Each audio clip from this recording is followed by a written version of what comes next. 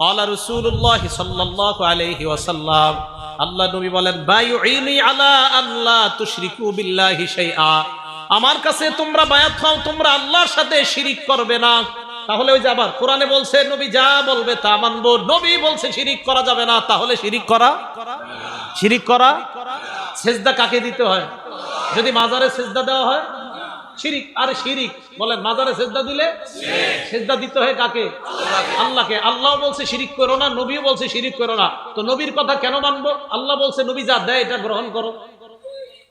তাহলে এক নাম্বার শিরিক করো না, এই মর্মে বায়াত হও। তো আমরা বায়াত হলাম। ওয়ালা তাসরিকু, তোমরা চুরি করবে না, বায়াত হও। ওয়ালা তাজিনু, তোমরা ব্যভিচার করবে না, জিনা করবে না, বায়াত হও। জিনা কারে কয়? মানে আমাদের মাথায় একটা এসে পড়ে যে জিনা মনে হয় ওইটা। না না, সহিহ বুখারী 6612 6612 নম্বর হাদিস। ক্বালা রাসূলুল্লাহ সাল্লাল্লাহু আলাইহি ওয়াসাল্লাম, ইন্নাল্লাহা কাতাবা আলা ইবনি আদম হাজ্জাহু মিনাজ জিনা আদরাকা যালিকা লা মাহালা। সমস্ত আদম সন্তান, আমি আপনি আলেম জাহেল সবাইকে আল্লাহ জিনা নামক পরীক্ষা দ্বারা পরীক্ষা করবেন। এই পরীক্ষায় সময় পড়তে হবে ফাজিনাল লিসান আল মান্তিক, জবানের জিনা হলো কথা বলা। যেই নারীর সাথে দেখা দেওয়া হারাম, এই নারীর সাথে সরাসরি কথা বলাও হারাম। সরাসরি কথা বলা মোবাইলে, এটা আসতে হইলে কেন? যেই নারীর সাথে সরাসরি দেখা দেওয়া হারাম, এই নারীর সাথে সরাসরি কথা বলা মোবাইলে, হ্যাঁ জোরে বলেন, মোবাইলে। তাহলে জিনাল লিসান আল মান্তিক, মুখের জিনা হলো কথা বলা। ওয়া জিনাল আইনি আন নাজরু, চোখের জিনা হলো দেখা। চোখের জিনা দেখা। ওয়ান নাফসু তামান্না ওয়া তাশতাহি, রং নাম্বারে একটা মেয়ের সাথে কথা বললেন, বলার পর বালিশে মাথা লাগিয়ে চিন্তা করতেছেন, না জানি মেয়েটা দেখতে কেমন। আল্লাহ নবী কয় অন্তরের জিনা করলা। এটা অন্তরের জিনা। এটা কিসের জিনা? অন্তরের জিনা। তো এই জাতীয় জিনা মনে হয় পুরো এলাকায়, স্মার্টফোন তো চালানি না, এটা হওয়ারও সম্ভাবনা নাই। তাহলে রাসূল সাল্লাল্লাহু আলাইহি সাল্লাম বললেন, এক নাম্বার শিরিক করবে না, দুই নাম্বার চুরি করবে না, তিন নাম্বার জিনা করবে না। তাহলে জিনা, এগুলাও জিনা। হেঁটে হেঁটে কোনো নারীর দিকে যাওয়া পায়ের জিনা, কোনো নারীর শরীর স্পর্শ করতে যাওয়া হাতের জিনা, চ্যাটিং করা কোনো নারীর সাথে মোবাইলে, এটাও হাতের জিনা। অবৈধভাবে কোনো নারীর সাথে চ্যাটিং করা অপ্রয়োজনীয়, এটা হাতের জিনা। কিসের জিনা? হাতের জিনা। হ্যাঁ, হাতের জিনা। এই জিনার মধ্যে লিপ্ত হওয়া যাবে না। এটা রাসূল সাল্লাল্লাহু আলাইহি ওয়াসাল্লাম ওয়াদাবদ্ধ। ওয়ালা তাকতুলু আওলাদাকুম, তোমরা তোমাদের সন্তান হত্যা করবে না। ওয়ালা তাতুনা বিবুহতান তাফতারুনাহু বাইনা আইদিকুম, নিজেরা বানিয়ে মিথ্যা কথা বলবে না। আপনারা অনেক কিছু বানিয়ে বলে ফেলেন, ইমাম সাহেবের নামে বলে ফেলেন, মুয়াজ্জিনের নামে বলে ফেলেন, এলাকার একটা ভালো মানুষের নামে একটা খারাপ কথা রটায়া দিলেন। এটা করা যাবে না। নবীজি বলছেন, ওয়ালা তাসুনি ফি মারুফ, নেক কাজে তোমরা আমার নাফরমানি করবা না। তাহলে রাসূল সাল্লাল্লাহু আলাইহি সাল্লামকে আল্লাহ যা দিয়েছেন এটা গ্রহণ করা, যা থেকে নিষেধ করেছেন এটা থেকে বিরত থাকা। এখন বলেন তো, রাসূল সাল্লাল্লাহু আলাইহি সাল্লাম আমাদেরকে কয়টা জিনিস দিয়ে গেছে? দুইটা। প্রথমে বলছে সব নবীরা তার উম্মতকে দুইটা বিষয় বলে, ভালো গুণগুলা জানায়া দেয়, খারাপ জিনিসগুলা থেকে সতর্ক করে। এখন এই ভালো আর খারাপগুলো আমরা পামু কই? বলেন, যেই জিনিসের মধ্যে পামু এই জিনিসের নাম বলেন কোরআন সুন্নাহ। বলেন কোরআন সুন্নাহ। এখন বলেন তো, নবীর যা কথা মানবো আমরা আর যা থেকে বিরত থাকবো, এটা কয় জায়গায় পাবো? এক নাম্বার, দুই নাম্বার সুন্নাহ। মনে থাকবে তো? হ্যাঁ। ক্বালা রাসূলুল্লাহ সাল্লাল্লাহু আলাইহি ওয়াসাল্লাম, সহিহুত তারগিব একটা কিতাবের নাম, হাদিস নাম্বার 40। নবীজি বলেন, তারাকতু ফীকুম মা ইন ইতাসামতুম বিহি ফালান তাদিল্লু আবাদা, আমি তোমাদের কাছে দুটি জিনিস রেখে গেলাম, এই দুটি জিনিস যদি তোমরা আঁকড়ে ধরো কখনো তোমরা পথভ্রষ্ট হবে না। এক নাম্বার কিতাব আল্লাহ, আল্লাহর কোরআন। দুই নাম্বার সুন্নাত রাসূলি, রাসূল সাল্লাল্লাহু আলাইহি ওয়াসাল্লামের সুন্নাত। বলেন, এক নাম্বার আল্লাহর, দুই নাম্বার রাসূলের সুন্নাত। এখন এইগুলো আমি কেন বলতেছি? হ্যাঁ, বলার কারণ কি? বলার কারণটা হলো ইবনে মাজার 12 নাম্বার হাদিস। বলেন কিতাবটার নাম ইবনে মাজা। কোন কিতাব? হাদিস নাম্বার 12। নবীজি সাল্লাল্লাহু আলাইহি সাল্লাম বলেন, ইউশিকুর রাজুলু মুত্তাকিয়ান আলা আরিকাতি, এমন একটা জামানা আসবে যেই জামানায় মানুষ সিংহাসনের মধ্যে ভাব নিয়ে বসবে, সিংহাসনে ভাব নিয়ে বসা থাকবে। ইউহাদ্দাসু বিহাদিসিন মিন্নি, আমার হাদিস তার সামনে পেশ করা হবে। হাদিস পেশ করার পর ওই লোক বলবে, বাইনানা ওয়া বাইনাকুম কিতাবুল্লাহ, আমাদের মাঝে আল্লাহর কোরআন থাকতে হাদিসের কি প্রয়োজন? কোরআন থাকতে হাদিসের, এইটা বলার জন্য আমি এতগুলা কথা বলছি। নবীজিকে যা, নবীজি আমাদেরকে যা দিবে আমরা গ্রহণ করব, ওয়াদা করছি। এখন হাদিস কে দিছে? আরে হাদিস কে দিছে? নবীজি। আমাদেরকে হাদিসগুলো কে দিয়েছেন? নবীজি। তো ওই পণ্ডিতের সামনে হাদিস পেশ করলে বলে আমাদের মাঝে কোরআন আছে, কোরআন থাকতে হাদিসের কি প্রয়োজন? আর আমার নবী যখন নাকি বর্তমান জামানায় কেউ বলে কোরআন থাকতে হাদিসের কি প্রয়োজন, এই কথা বলার সাথে সাথে আমি আরিফ বিন হাবিবের ঈমান আরো বেড়ে যায় আমার নবীর কথার সত্যতার প্রতি। কারণ নবী 1500 বছর আগে বলছে তোমার মতো মূর্খের যে আরবি আর ঘটবে যে তুমি বলবা কোরআন থাকতে হাদিসের কি প্রয়োজন, তুমি যে এরকম আসবা দুনিয়াতে, এটা নবী 1500 বছর আগে জানায়া দিয়েছে। তাই নবীর কথার প্রতি ঈমান আরো বেড়ে গেছে। নবীজি বলেন এমন একটা জামানা আসবে যেই জামানায় এইভাবে মানুষ বসা থাকবে, তার সামনে হাদিস পেশ করা হলে সে বলবে কোরআন থাকতে আবার হাদিসের কি প্রয়োজন, এই কথা বলবে। আর কি যুক্তি দিবে? ফামা ওয়াজাদনা ফীহি মিন হারামিন হাররামনা, কোরআনে যেটা হারাম এটাই তো হারাম। ওয়ামা ওয়াজাদনা ফীহি মিন হালালিন ইস্তাহলালনা, কোরআনের হালালকে হারাম হালাল মানলাম। আচ্ছা বলেন তো আমরা মুসলমানরা কোরআনের হারামকে হারাম মানি কিনা? কোরআনের হালালকে হালাল মানি কিনা? তো ওই লোক যুক্তি দিয়ে আপনারে বুঝাবে কোরআনের হারামকে হারাম মানি, কোরআনের হালালকে হালাল মানি, হাদিসের কি প্রয়োজন, এই যুক্তি আপনাকে দিবে। তখন আপনি পাল্টা প্রশ্ন করবেন, ভাই কোরআনের মধ্যে আছে রুকু করো, কোরআনের মধ্যে আছে সিজদা করো, ইয়া আইয়ুহাল্লাযীনা আমানুর কাউ, হে ঈমানদারগণ তোমরা রুকু করো, ওয়াসজুদু সিজদা করো। কোরআনের মধ্যে নাই 4 রাকাত যোহর পড়ো, এটা কোরআনে। ফজর 2 রাকাত ফরজ, এটা কোরআনে নাই। আসর 4 রাকাত ফরজ, এটা কোরআনে নাই। মাগরিব 3 রাকাত ফরজ, এটা কোরআনে নাই। এশা 4 রাকাত ফরজ, এটা কোরআনে নাই। কোরআনে আছে নামাজ পড়ো, কোরআনে আছে রুকু করো, কোরআনে আছে সিজদা করো। হাদিসের মধ্যে আছে নামাজ এইভাবে পড়ো, হাদিসের মধ্যে আছে ফজর এইভাবে পড়ো। অতএব শুধু কোরআন আর শুধু হাদিস, একটা বাদ দিয়ে আরেকটা মানার নাম মুনাফিক মার্কা ঈমানদার। তাহলে কোরআন হাদিস একটা বাদ দিয়ে আরেকটা না, উভয়টা। মাশাআল্লাহ, তো বুঝে আসছে। কোরআনে আছে রুকু করো, কিন্তু কিভাবে করবেন এটা কোরআনে নাই। কোরআনে আছে সিজদা করো, কিভাবে সিজদা করবেন এটা কোরআনে নাই, এটা হাদিসে আছে। তাহলে কোরআন হাদিস উভয়টা মানতে হবে। সূরা নিসা আছে ফানকিহু মা তাবা লাকুম মিনান নিসা, নারীদের মধ্য থেকে যাদেরকে পছন্দ হয় তাদেরকে বিয়ে করো, এটা কোরআনে আছে। সূরা নূরের মধ্যে আছে ওয়ানকিহুল আয়ামা, তোমাদের মধ্যে যারা বিবাহের করতে পারে না, যারা এখনো বিবাহ করে নাই, যাদের বিয়ে হয় নাই নারী পুরুষ, তাদের বিয়ে করায় দাও। সূরা নিসা আছে বিয়ে করো, সূরা নূরে আছে বিয়ে করাও। কিভাবে বিয়ে করাইবা এটা কোরআনে কোথাও লেখা নেই। এই যে দুইজন বসবে, বসার পরে একজনে ইজাব বলবে, আরেকজন কবুল বলবে, এত টাকা দেন মোহরের বাবদ তোমাকে প্রস্তাব করলাম, তুমি রাজি থাকলে কবুল বলো, এটা কোরআনে কোথাও লেখা নাই। কোরআনে আছে বিয়ে করো, কোরআন আছে বিয়ে করাও, হাদিসে আছে কিভাবে বিয়ে করাও। তাহলে কোরআন হাদিস না কোরআন হাদিস দুইটা, এই তো বুঝে আসছে আপনাদের। তাহলে একটা বাদ দিয়ে আরেকটা। তো নবীজি 1500 বছর আগে বলছে একটা দলের আবির্ভাব ঘটবে, তারা বলবে শুধু কোরআন মানলেই চলবে, হাদিস মানার কোনো দরকার নাই। রাসূল আকরাম সাল্লাল্লাহু আলাইহি সাল্লামের এই ব্যাপারে আল্লাহ কোরআনে বলছে নবী যা দিয়েছে এটা গ্রহণ করো। বলেন আমাদের নবী আমাদেরকে শুধু কোরআন দিছে না কোরআন সুন্নাহ দুইটা দিছে? মাশাআল্লাহ, তুই বুঝে আসছে সবার। এই জিনিস দুইটাই আমরা গ্রহণ করব, এটা রাসূল সাল্লাল্লাহু আলাইহি সাল্লাম আমাদেরকে দিয়েছেন। আর আমরা কোরআনে ওয়াদা করছি, আল্লাহ এটাই বলতেছে আল্লাযীনা ইয়ানকুদুনা আহদাল্লাহি মিন বাদি মিসাকি, যারা আল্লাহর সাথে কৃত ওয়াদা ভঙ্গ করে। আল্লাহ আমরা ওয়াদা করছি আপনার নবী যা দিবে তা গ্রহণ করব, এই ওয়াদা আমরা ভঙ্গকারী হব না। আর ওয়াদা ভঙ্গকারী হলে আমরা ফাসিক হয়ে যাব, নাউজুবিল্লাহ। কি কথা মনে থাকবে? এবার পরের অংশে যাই। আল্লাযীনা ইয়ানকুদুনা আহদাল্লাহি মিন বাদি মিসাকি, পরের অংশটা শুরু করলে কেউ উঠেন না, আল্লাহর রাস্তে উঠবেন। আর পরের অংশটা এমন একটা বিষয়, এটা শুনলে অনেক উঠা যায়, উঠেন না কিন্তু। হ্যাঁ, ওয়ায়াকতাউনা মা আমারাল্লাহু বিহি আন ইউসালা, আল্লাহ যা জোড়া লাগাইতে আদেশ করে তারা তা ছিন্ন করে। ফাসিকদের দ্বিতীয় পরিচয় দিচ্ছে আল্লাহ, আল্লাহ যা জোড়া লাগাইতে বলে তারা সেটা ছিন্ন করে। আল্লাহ জোড়া লাগাইতে বলে আত্মীয়তার সম্পর্ক, এটা তারা ছিন্ন করে। কিসের সম্পর্ক? কিসের? রক্তের সম্পর্ক, আত্মীয়তার সম্পর্ক। বলেন রক্তের সম্পর্ক, আত্মীয়তার সম্পর্ক। সহিহ বুখারী হাদিস নাম্বার 5983 নাম্বার হাদিস।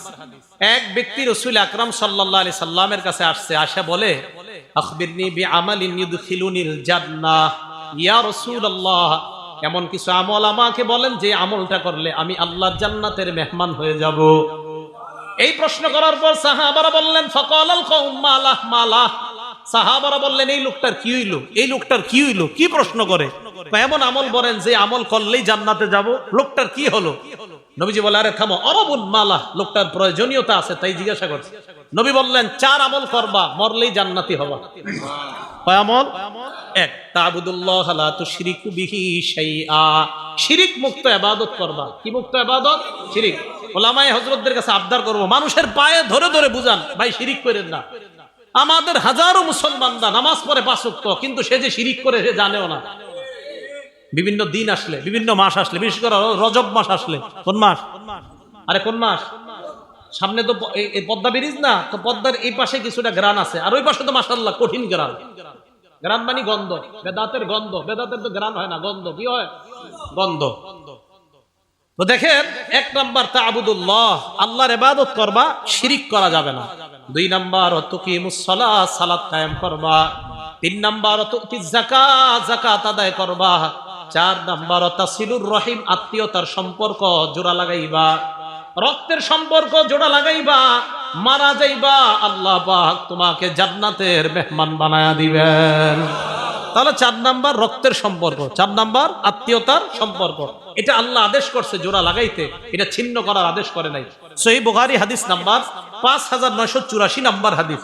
এই হাদিসের মধ্যে আসছে, ক্বালা রাসূলুল্লাহ সাল্লাল্লাহু আলাইহি ওয়াসাল্লাম, লা ইয়াদখুলুল জান্নাতা কাতিউন, আত্মীয়তার সম্পর্ক ছিন্নকারী জান্নাতে প্রবেশ করবে না।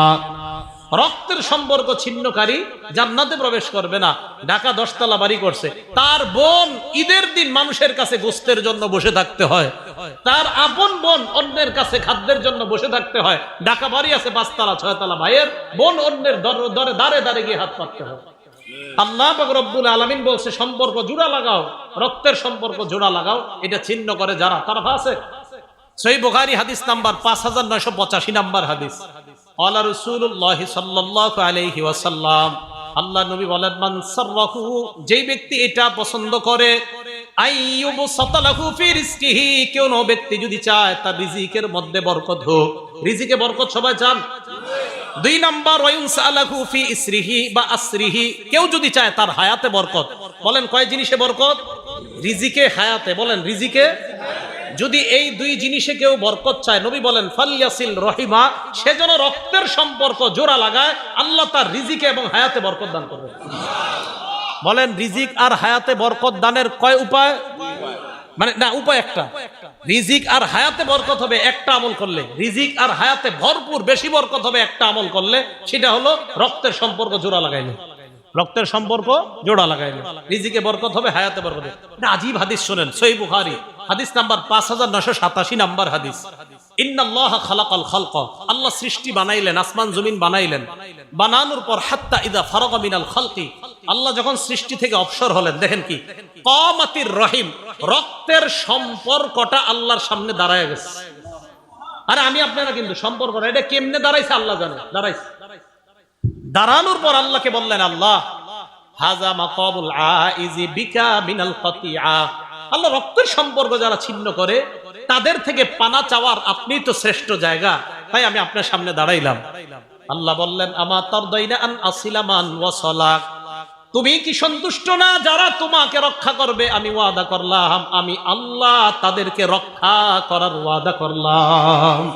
রক্তের সম্পর্ককে আল্লাহ বললেন, ভাই ভাইকে যদি সম্পর্ক রক্ষা করে, ভাই বোনের সম্পর্ক যদি রক্ষা হয়, রক্ত আর আত্মীয়তার বন্ধন যদি রক্ষা হয়, আমি আল্লাহ ওই ব্যক্তিকে রক্ষা করব। এরপরেরটা কি কইছে? ওয়া আকতাআ মান কাতাআক, তোমাকে যারা ছিন্ন করবে আমি আল্লাহ তাকে ছিন্ন করব। আত্মীয়তার সম্পর্ক যে ছিন্ন করবে আমি তাকে ছিন্ন করব। আল্লাহ আমাদের সকলকে আত্মীয়তার সম্পর্ক জোড়া লাগানোর তৌফিক দান করেন। অনেকে প্রশ্ন করে, হুজুর আমার আত্মীয় যদি আমার সাথে খারাপ ব্যবহার করে আমি কি করব? করে না? জবাব আসতেছে, আগে শুনেন। সহিহ বুখারী হাদিস নাম্বার 5990 নাম্বার হাদিস। ক্বালা রাসূলুল্লাহ সাল্লাল্লাহু আলাইহি ওয়াসাল্লাম, আল্লাহ নবী বলেন, ওয়ালাকিন লাহুম রাহিমুন আবুল্লু বিবালালিহা, নবীজি বলেন আত্মীয়তার সম্পর্কের একটা রস আছে। আত্মীয়তার সম্পর্কের যে রস, এই রসের মাধ্যমে আত্মীয়তার সম্পর্ককে আমি প্রাণবন্ত করে রাখি, সজীব করে রাখি। রক্তের সম্পর্ককে আমি সজীব করে রাখি, প্রাণবন্ত করে রাখি সব সময়। এবার প্রশ্নের উত্তর নেন। যারা বলেন, হুজুর আমার বোন তো আমার সাথে কথা বলে না, আমার ভাই আমার সাথে কথা বলে না, আসেনি এই অভিযোগ? হ্যাঁ, এখন তাদের অভিযোগের জবাব নবীজি দিয়ে দিছে, আমি কি দিব? সহিহ বুখারী হাদিস নাম্বার 5991 নাম্বার হাদিস। ক্বালা রাসূলুল্লাহ সাল্লাল্লাহু আলাইহি ওয়াসাল্লাম, আল্লাহ নবী বলেন, লাইসাল ওয়াসিলু বিল মুকাফি, কয় শুধুমাত্র আমি আমার ভাইয়ের সাথে সম্পর্ক জোড়া লাগাইলাম এটার নামে আত্মীয়তার সম্পর্ক রক্ষাকারী এমন না, এটা তো আত্মীয়তার সম্পর্ক রক্ষা হচ্ছেই। নবীজি বলেন প্রকৃত আত্মীয়তার সম্পর্ক রক্ষাকারী ওই ব্যক্তি, ওয়ালাকিনিল ওয়াসিলুল্লাযী ইযা কুতিআত রাহিমুহু ওয়াসালাহা। নবী বলেন প্রকৃত আত্মীয়তার সম্পর্ক রক্ষাকারী ওই ব্যক্তি, যখন আত্মীয়তার সম্পর্ক কেউ ছিন্ন করে ওই ব্যক্তি আগে বেড়ে সেটাকে রক্ষা করে। আপনার বোন আপনার সাথে কথা বলে না, বাস না বলুক, আপনি আত্মীয়তার সম্পর্ক রক্ষা করেন। আমি আপনাদেরকে একটা বাংলা বলে যাই, আপনি দেখবেন আপনার ভাইয়েরা বোনেরা আপনারে ঠকাইতেছে, আপনি বুঝতেছেন, এরপরেও আপনি তাদের সাথে সুন্দর সম্পর্ক রাখতেছেন কেন? যে নবী বলছে আত্মীয়তার সম্পর্ক ঠিক রাখতে। আপনি দেখবেন 2, 4, 5, 10 মাস পরে আপনি খোঁজ নিয়ে দেখবেন তাদের সবার চাইতে আপনি ভালো আছেন। দেখেন, যদিও আপনি বাহ্যিকভাবে দেখতে একটু হেরে যাচ্ছেন, বাহ্যিকভাবে আপনি একটু ফেল হয়ে যাইতেছেন, তাদের চেয়ে দেখা যাচ্ছে আল্লাহ আপনাকে ভালো রাখবে, এই কথা মনে রাখেন। তাহলে আত্মীয়তার সম্পর্ক এটাকে বলা হয় প্রকৃত, যে কেউ যদি ছিন্ন করে তার সাথে সম্পর্ক রক্ষা করা। আর আত্মীয়তার সম্পর্ক ছিন্ন করা মানে ফাসিক হওয়া, আত্মীয়তার সম্পর্ক ছিন্ন করা মানে জাহান্নামে যাওয়া। আল্লাহ হেফাজত করেন। মুসলিম শরীফের হাদিস, জান্নাতুল ফেরদাউসের উপরে হলো আরশ। সুবহানাল্লাহ। হাদিসে আসছে আল ফিরদাউস আলা জান্নাত, জান্নাতুল ফেরদাউস হলো জান্নাতের সবচেয়ে উঁচু জায়গাটা। এই হাদিসের মধ্যে নবী বলেন ওয়ামিন ফাওকিহা আল আরশ, জান্নাতুল ফেরদাউসের উপরে হলো আরশ। এবার মুসলিম শরীফের হাদিস শুনেন, আর রহিমু মুআল্লাকাতুন বিল আরশ, রক্তের সম্পর্কটা এই এখনো আরশের সাথে ঝুলে রয়েছে। এইভাবে ঝুলে ঝুলে রক্তের সম্পর্ক আর আত্মীয়তার সম্পর্ক বলতে থাকে, মান ওয়াসালানি ওয়াসালাহুল্লাহ, আমাকে যারা রক্ষা করে আল্লাহ যেন তাদেরকে রক্ষা করে। অমান কতানি কতাহুল্লাহ, রক্তের সম্পর্ক ঝুলে ঝুলে বলে আমাকে যারা ছিন্ন করে আল্লাহ যেন তাদেরকে ছিন্ন করে দেয়। রক্তের সম্পর্ক আরশের সাথে ঝুলে ঝুলে বলে আমাকে যারা রক্ষা করে আল্লাহ যেন তাদেরকে রক্ষা করে, আমাকে যারা ছিন্ন করে আল্লাহ যেন তাদেরকে ছিন্ন করে। আল্লাহ আমাদের সকলকে রক্তের সম্পর্ক রক্ষা করার তৌফিক দান করেন। আবু দাউদ শরীফ হাদিস নাম্বার 4902 নাম্বার হাদিস, নবীজি সাল্লাল্লাহু আলাইহি সাল্লাম বলেন, মা মিন আজদারু আইয়ু আজ্জিলাল্লাহু লি সাহিবিহিল উকুবাতা ফিদ দুনিয়া ওয়া মা ইয়াদখিলু লাহু ফিল আখিরাহ মিসলুল বাগী ওয়া কাতিআতির রাহিম। রাসূল সাল্লাল্লাহু আলাইহি সাল্লাম বলেন, কোন অপরাধ এত ভয়ঙ্কর না, রক্তের সম্পর্ক ছিন্ন করা এত ভয়ঙ্কর অপরাধ, আত্মীয়তার সম্পর্ক ছিন্নকারীকে আল্লাহ দুনিয়াতে তো শাস্তি দিবেই, আখিরাতেও যে তার জন্য কি ভয়ঙ্কর শাস্তি আল্লাহ প্রস্তুত করে রাখছে, অন্য কোন অপরাধের জন্য এত ভয়ঙ্কর শাস্তি রাখছে কিনা নবী বলে আমার জানা নাই। এই অপরাধের জন্য আল্লাহ যেই পরিমাণ শাস্তি আল্লাহ প্রস্তুত করে রাখছে, তাহলে আত্মীয়তার সম্পর্ক ছিন্নকারীকে দুনিয়াতেও শাস্তি দিবে, আখিরাতেও শাস্তি দিবে। আবু দাউদ শরীফের হাদিস। সহিহ বুখারী হাদিস নাম্বার 6138 নাম্বার হাদিস। বলেন আল্লাহরে বিশ্বাস করি কারা কারা? হাত উঠায় রাখেন, বিশ্বাস করি সবাই। তাহলে হাত উঠায় হাদিসটা শুনেন। ক্বালা রাসূলুল্লাহ সাল্লাল্লাহু আলাইহি ওয়াসাল্লাম, মান কানা ইউমিনু বিল্লাহি ওয়াল ইয়াউমিল আখির, রাসূল সাল্লাল্লাহু আলাইহি সাল্লাম বলে যে আল্লাহ বিশ্বাস করে, করি তো, এবং আখিরাত বিশ্বাস করে, করি, ফালইয়াসিল রহিমা, সে যেন আত্মীয়তার সম্পর্ক রক্ষা করে। হাত উঠায় রাখেন। আত্মীয়তার সম্পর্ক রক্ষা করা মানে আল্লাহরে বিশ্বাস করা, আত্মীয়তার সম্পর্ক রক্ষা করা মানে আখিরাত বিশ্বাস করা। তাহলে আমরা আল্লাহ মানি, আখিরাত মানি, তাহলে রক্তের সম্পর্ক ছিন্ন হয়ে থাকলে তার সাথে রক্তের সম্পর্ক জোড়া। আল্লাহ তৌফিক দান করেন। ভাই কথা বলে না, আপনি আগায় কথা বলবেন। বোন কথা বলে না, আপনি আগায় কথা বলবেন। আপন ভাই ভাইকে 40 বছর একজন আরেকজনের চেহারার দিকে তাকায় না, কত বড় ভয়ঙ্কর কথা।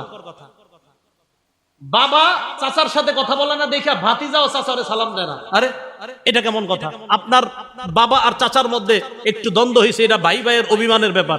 আপনি ভাতিজা চাচারে দেখলে সালাম না দিয়ে আরেক রাস্তায় কিভাবে যায়? এটা কেন? এটা যেন না হয়। ইবনে মাজাহ 3251 নম্বর হাদিস, রাসূল আকরাম সাল্লাল্লাহু আলাইহি সাল্লাম বলেন, নিরাপদে কারা কারা জান্নাতে যাইতে চাও? নিরাপদে সবাই জান্নাতে যাইতে চাই? রাসূল আকরাম সাল্লাল্লাহু আলাইহি সাল্লাম বলেন, নিরাপদে যদি জান্নাতে চাইতে চাও কয়েকটা আমল করবা। ইয়া আইয়ুহান নাস আফশুস সালাম, হে মানুষ তোমরা সালাম দাও। ওয়া আতিমুত তাআম, তোমরা খাবার খাওয়াও। ওয়া সিলুল আরহাম, রক্তের সম্পর্ক রক্ষা করো। ওয়া সাল্লু বিল লাইলি ওয়ান নাসু নিয়াম, রাতের বেলা মানুষ যখন ঘুমায় তখন তাহাজ্জুদের নামাজ পড়ো। তাদখুলুল জান্নাতা বিসালাম, মরো আর নিরাপদে জান্নাতে প্রবেশ করো। সালাম দাও, 2 নাম্বার খাবার খাওয়াও, 3 নাম্বার আত্মীয়তার সম্পর্ক রক্ষা করো, 4 নাম্বার রাতের বেলা তাহাজ্জুদের সালাত পড়ো, নিরাপদে জান্নাতে প্রবেশ করো। কথা কি বুঝে আসছে সবার? তাহলে ফাসেক কারা? আল্লাযীনা ইয়ানকুদুনা আহদাল্লাহ, যারা আল্লাহর সাথে কৃত অঙ্গীকার ওয়াদাকে যারা ভঙ্গ করে।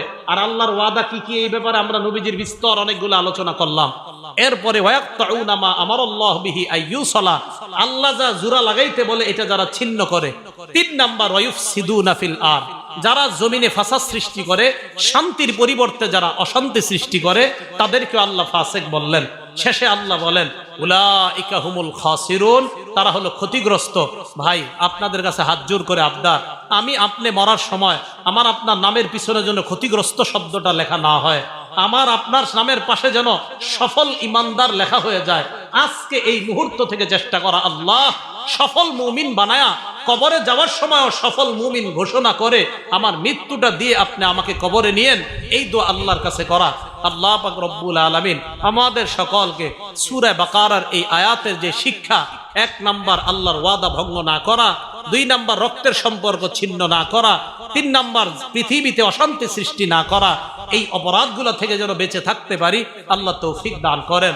আমিন। ওয়া আখিরু দাওয়ানা আনিল হামদুলিল্লাহি রাব্বিল আলামিন।